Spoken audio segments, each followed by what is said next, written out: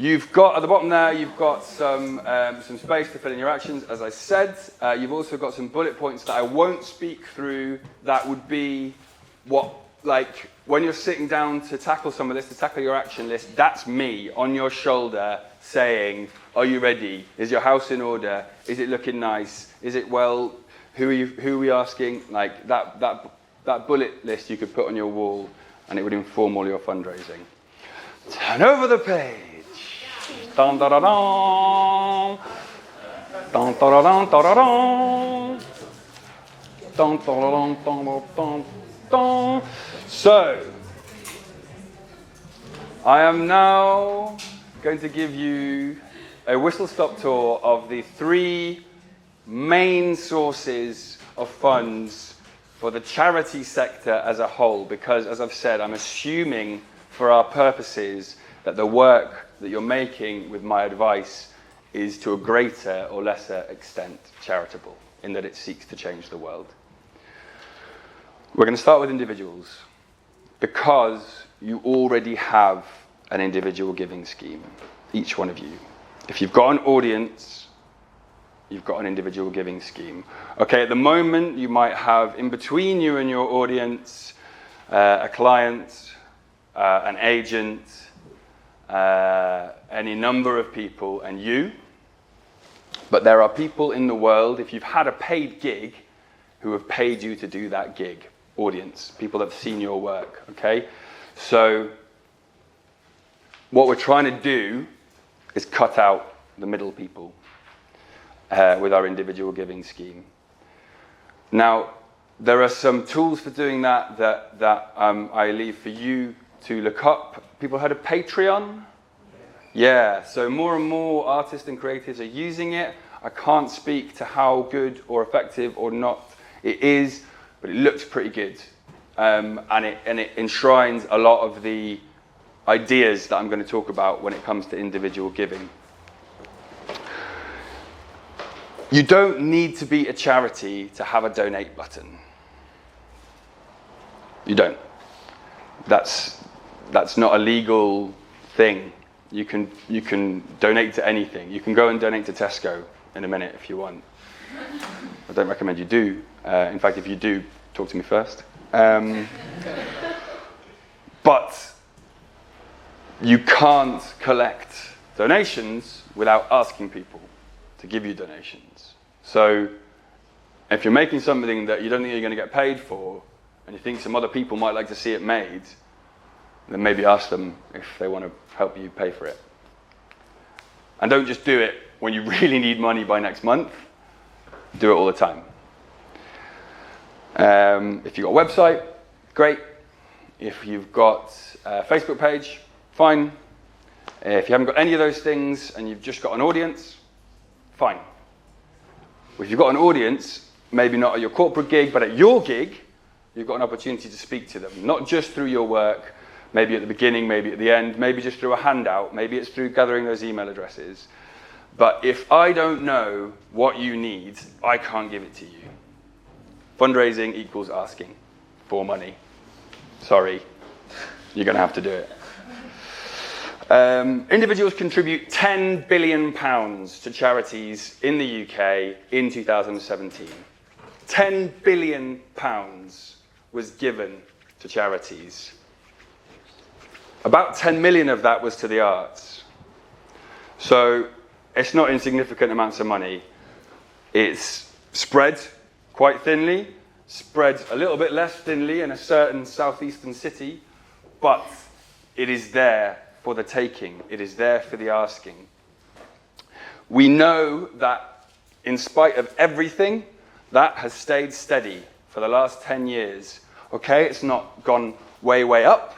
We'd love to have loads more, but in times of financial crash, austerity, the works, conservative rule, giving to charities has pretty much kept up. Okay, so people know that we're there, they know that we need it. And to the arts as well. We know that people love the same things now that they did 10 years ago and 20 years ago and 30 years ago and 100 years ago. The actual nature of giving hasn't really changed very much, but in every generation, there are differences. So the millennial cohort, people born since 1980 or 85, it varies, they are exactly as you expect. They value, one-to-one relationships. They like being closer to the center of what you do than perhaps Maureen and Cats Protection. You know, that just goes off and it's great. I'm not worried about it. But if I'm a millennial giver, I want to see what my money is doing, like day by day, basically. I want exclusivity. I want an in.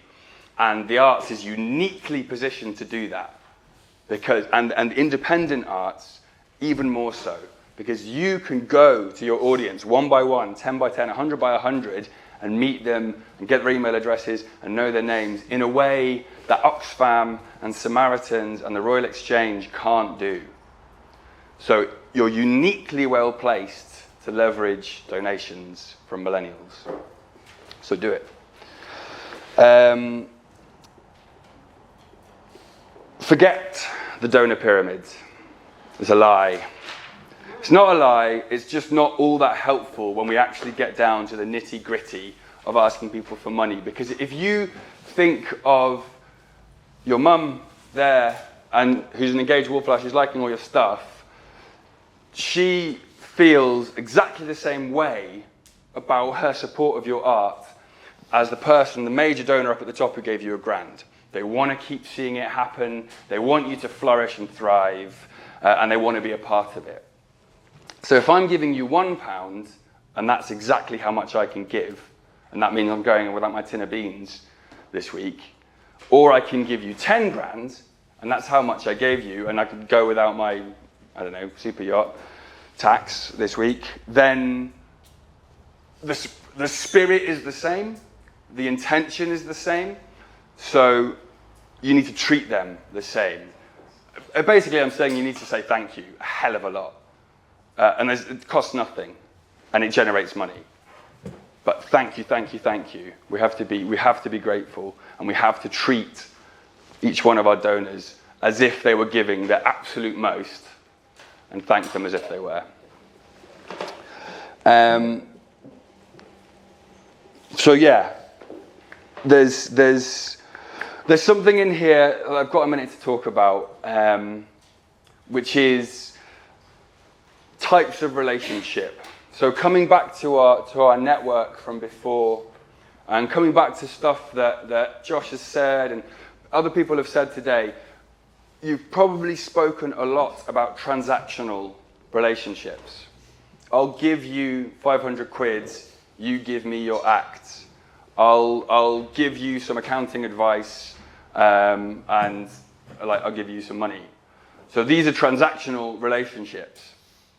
What I'm talking about with your individual donors are relational relationships. It's not very elegant, but it's much more about feeling. It's much less about swapping, about value for.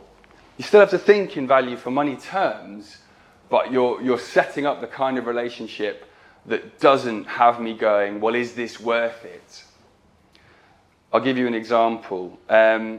Has anyone ever been part of like a Friends of scheme? It's okay if you haven't. But you've seen, Bristol Old Vic Circle or whatever, or Friends of Theatre, and I give 25 quid every year, and I get early booking, and I get a little reception with the director, and I get this and I get that. So what that is a transactional relationship dressed up as a relational relationship. It's getting a bit abstract, but I'm actually getting, when I sit down at the start of the year and go, is it worth me signing up to the Bristol Old Vic Friends scheme? Am I going to go to 3 shows to get the discount? Is it going to make it worth it? It's like a gym membership, Am I going to go enough to make it worth it? And we don't want that. And that's old school, and this is cutting edge now. There's a whole new generation of fundraisers coming through and going, do away with the Friends scheme, do away with the membership discounts, and go, here is my art, Here is my vision. If you and me want to make this happen, I can do the legwork, but I need your money. And then you've got something relational and not transactional.